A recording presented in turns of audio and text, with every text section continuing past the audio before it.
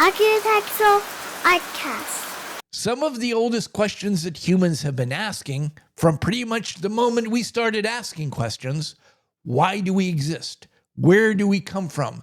And does our existence serve some greater purpose? Many philosophies and religions from all around the world have come up with similar answers. Why are we here? We were created. And why were we created?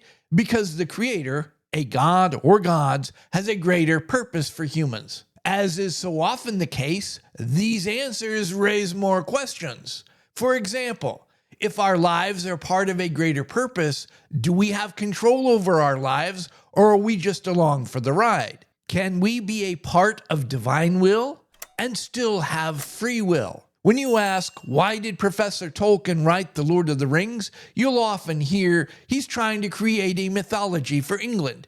England lost all of its mythology from before the Norman conquest. He's trying to imagine what that mythology might have been like. That answer's true, as far as it goes, but it also misses the point.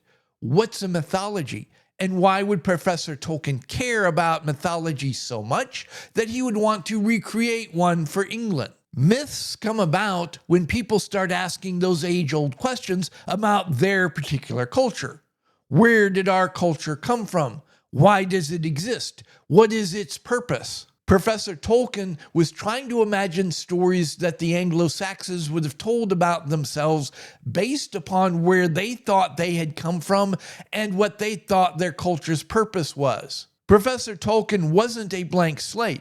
He was a devout religious man who believed that we had been created and that humans were part of a greater divine purpose. Professor Tolkien wasn't trying to proselytize by writing a religious pamphlet.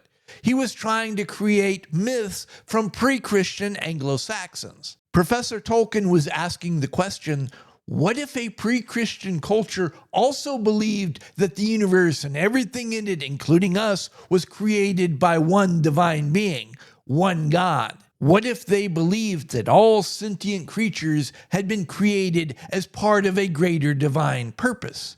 And what if they believed that a key component of this divine purpose was for individuals to choose of their own free will to participate in this divine purpose?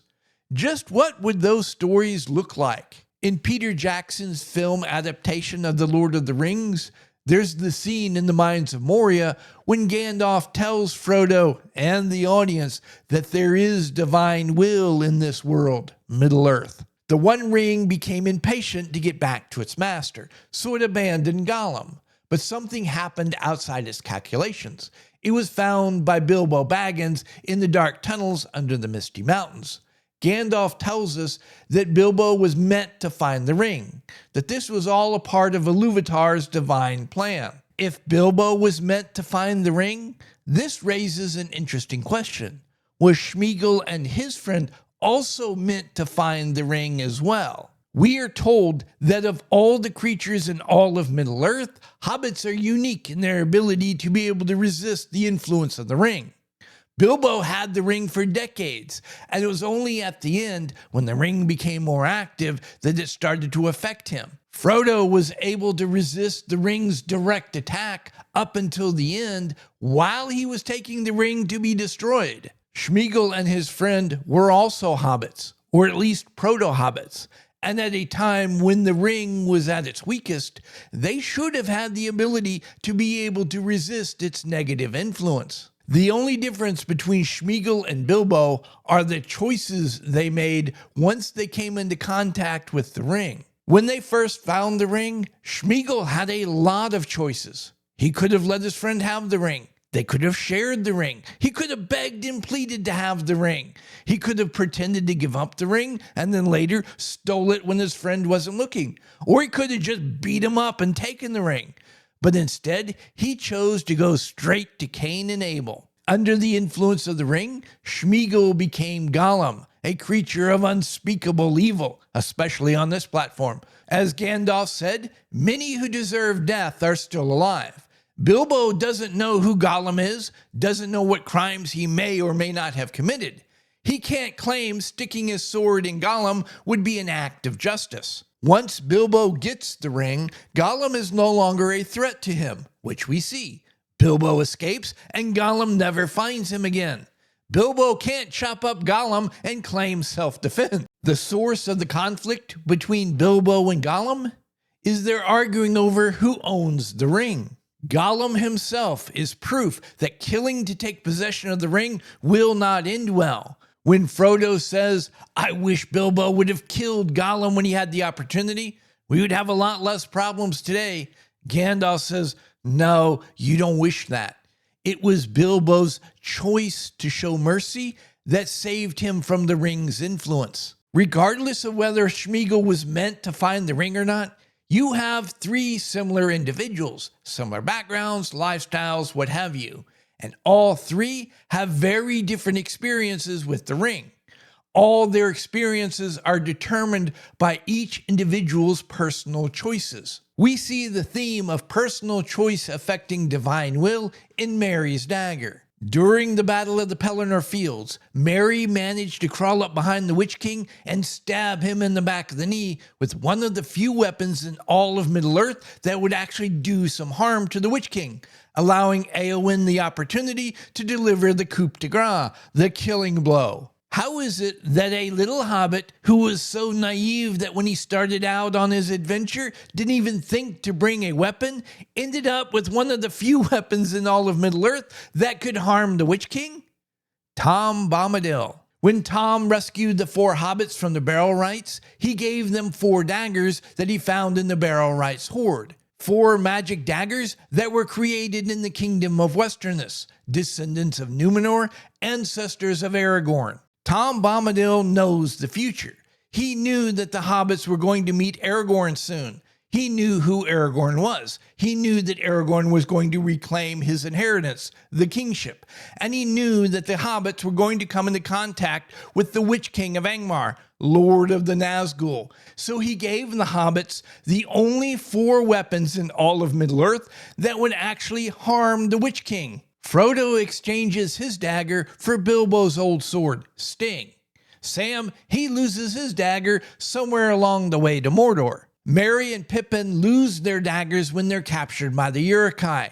Aragorn rediscovers those daggers amongst the bodies of the Uruk-hai after the Rohirrim defeated them near Fanghorn Forest. Aragorn carried those daggers on his person until he was able to give them back to Merry and Pippin when he finally caught up with them at the gates of Isengard after Saruman had been defeated. Pippin traded his magic dagger for a sword of Gondor when he swore fealty to Denethor, steward of Gondor. Merry was the only one who still had one of the magic daggers that were given to them by Tom Bombadil when he found himself on the ground, slowly sneaking up behind the Witch King. It was an act of divine will that one of the few weapons in all of Middle-earth that could harm the Witch King was in the hands of somebody who was in a position to actually harm the Witch King. When Merry and Pippin encountered Sam and Frodo leaving the Shire, and they learned what they were up to, they could have said, "Oh, that sounds dangerous.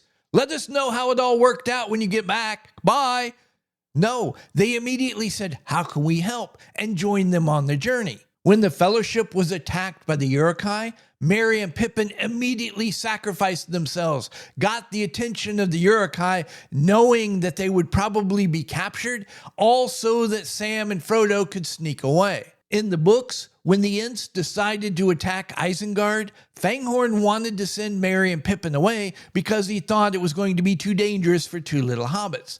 They insisted on going, allowing them to be reunited with Gandalf, Aragorn, and the rest. When Merry was left behind in Rohan, he was so insistent that he had to catch up to his friends that he gained the sympathy of Éowyn, who put him on the back of her horse when she snuck off to the Pelennor Fields. And finally, when the Witch King of Angmar, Lord of the Nazgul, made his appearance on the battlefield, and while everybody else was running away in fear, and while the Witch King was focused on Éowyn, Merry chose to overcome his fear, and he chose to slowly creep up behind the Witch King, and he chose to drive that dagger into the back of the knee of the Witch King, changing history. What the Lord of the Rings tells us about the complicated relationship between divine will and free will can be summed up in the speech that Elrond gives the Fellowship as they head off on their journey.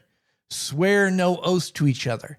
As long as you stay loyal to your friends and true to yourself and your convictions, the fellowship will never break. At any rate, I hope I've given you all something to think about, and until next time, y'all be safe. If y'all are still here, thank you very much. I really appreciate it. While you're at it, why don't you like this video, subscribe to the channel, click that notification bell. You can hear me yammer on about something else next time. And feel free to share this video far and wide. Please like and subscribe. Please leave a comment.